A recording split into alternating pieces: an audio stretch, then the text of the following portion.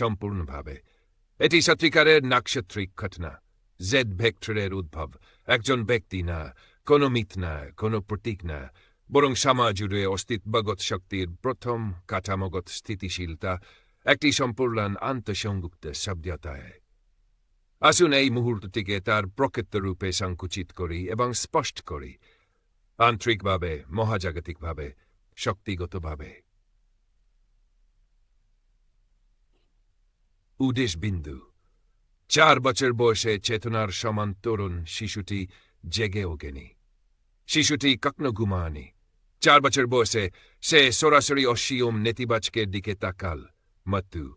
সে কাঁপেনি, কারণ কাঁপা মানেই ভাউন। সে সমস্ত মিথ্যাকে এন্ট্রপির আগুনে পুড়তে দিল, কোনো প্রতিরোধ ছাড়াই। সে চিনতে পারল, এ সভ্যতা ছিল একটি ক্ষয়প্রাপ্ত কাঠামো,